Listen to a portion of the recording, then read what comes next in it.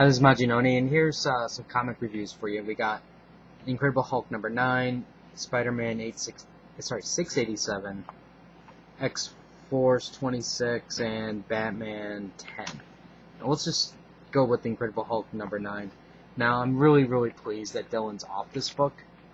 The art, it's not the greatest in the world compared to what we've seen, but, I mean, at least this guy knows how to draw the Hulk, which is, a huge plus.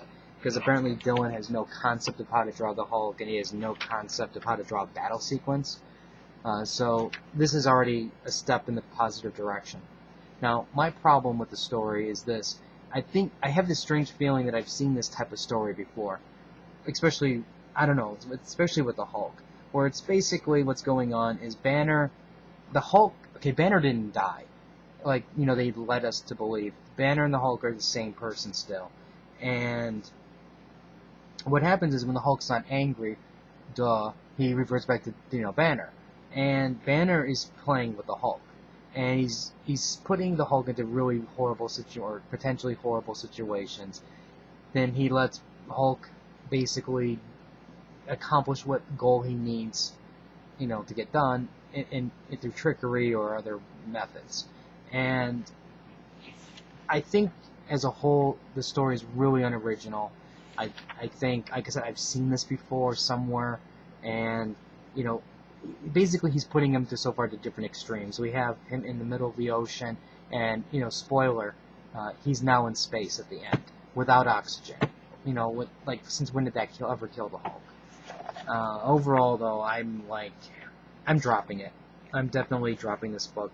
I think the magic of what Aaron did at the beginning is gone. And, maybe Aaron's building up to something that I can't see yet, but from what I can tell right now, this is boring the living hell out of me. And, I got too many books as it is, and this it's had it. It's done. So, this is gone. Okay, Amazing Spider-Man 687. This is, it's basically building the battle to bringing the battle to the end. And I think overall Slott did a really good job.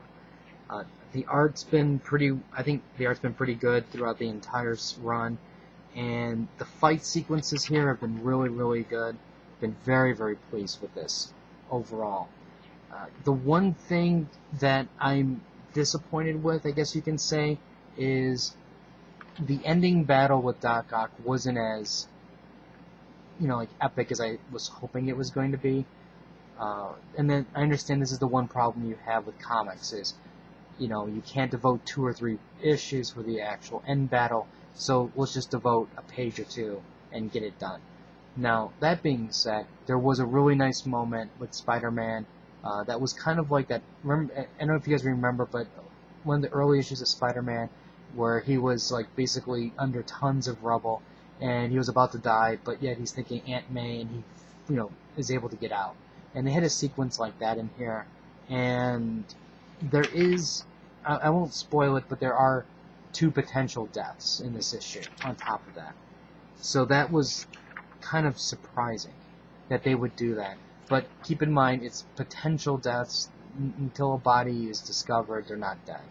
And my guess is the body, they're not dead, because we all know that people are reincarnated all the time, so I'm not even going to stress over it. But I just didn't want to ruin it for the people who haven't read it yet. Overall, though, the Ends of the Earth has been a solid, solid read. I've enjoyed every single issue of it, and I'm very pleased with it. And at the end of the video, I'll give you a couple codes for you guys. So I'll put this to the side. Oh no, keep in mind, even though I'm kind of saying this is the end, it's not quite the end because there's still a follow-up to this. And another side note, I do like, and it's very frustrating, what they were doing with Doc Ock about, is he trying to help or destroy? I have my beliefs, and I believe he really was trying to destroy the Earth, but they still were planting seeds every now and then that made you think that he was trying to save it. But, I'm pretty confident, based on what the Rhino said and what Doc Ock said towards the end, that it, he was going for total destruction. Don't get me wrong. Now, with Uncanny X-Force number 26, I'm not going to spend too much time on it because I want to spend more time with Batman. But I will say this: it's still one of my favorite reads out of all of the comics. The Battle with the Omegas, it wasn't great, but they had some interesting, funny moments in there, especially with Wolverine and Deadpool. And basically what this is doing, this issue here is setting up the stage for the new Brotherhood of Evil Mutants. And I'm sure you've seen some teaser pictures online, and if you haven't, and you're trying to avoid that kind of a spoiler, you do learn who a couple of the members are in this. Well, actually, you learn who at least 3 of the members are. Yeah, 3. So overall, this was a really good read. I really enjoyed it. And if you are not buying X-Force, I have to ask, why aren't you? Because this is one of the best Marvel books that's out there. Okay, now Batman. Now, I'm going to tell you right now, I'm not going to spoil who the person is behind the owls. But this is what I will say. I've enjoyed everything so far. It kind of made me wonder at the beginning, but once we got towards the end, I was definitely hooked. I like how they were building up the Court of Owls and how they actually have a purpose and a reason to doing things what they're doing, and they're not just a mindless, rampaging, machine type thing. The art's been fantastic, and Snyder has done an outstanding job. Now, that being said, let's talk about the ending without the spoiler part, because I definitely don't want to ruin it for people. I definitely do not agree what they did. I understand why they did it. They want to create controversy. They want to have internet chatter. They want to add, I guess you can say, more history or more a shock value to it. But I think with everything, with the Court of Owls being what it was, it didn't need shock value. What it really needed was a solid villain and a solid reason for why they were doing what they were doing. And I think everything that Snyder was doing up until now was proving that point.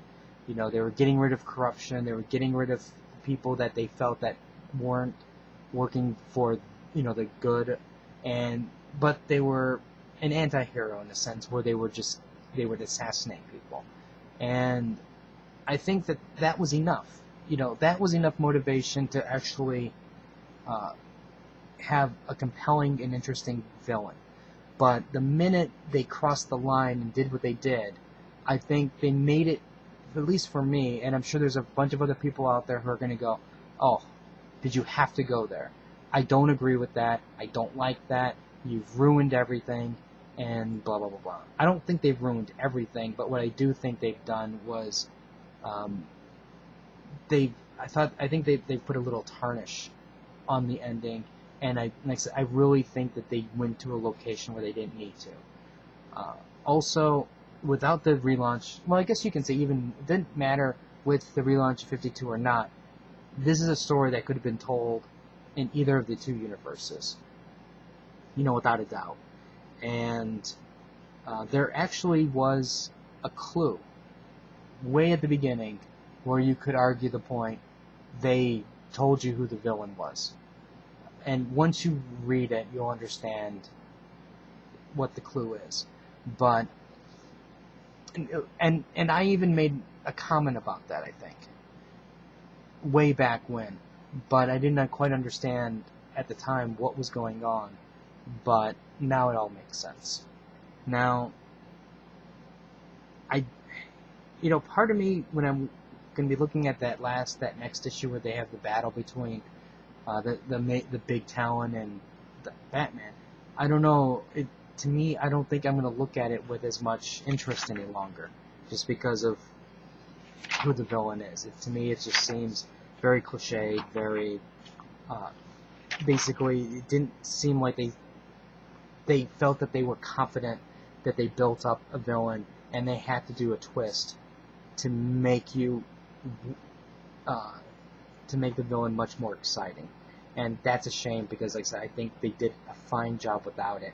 All they needed to do was just give the villain a compelling reason, the main boss, and they were already on track for that. That being said, I thought this page was really cool because she really had the way her arms and then their hair and everything very owl-like. Other than that, I did enjoy it. So let's give you guys some free books. Okay, here's the instructions.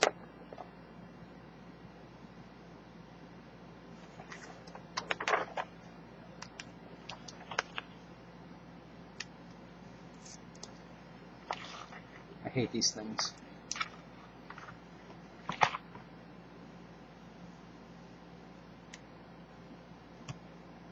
And there's no code.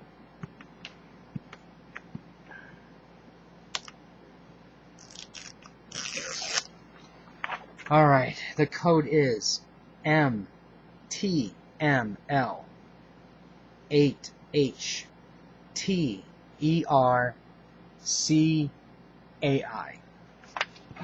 And that's I as in ice cream.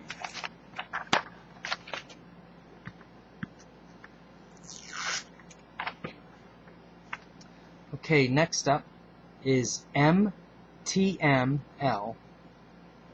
7A 6W YK E9. So, first people that get that, enjoy. And if you got Spider-Man, please try to at least save X-Force for somebody else. If you have any comments or questions, let me know. Rate the video up or down, let me know what you think. And I'll try to get some more reviews out later. And until next time.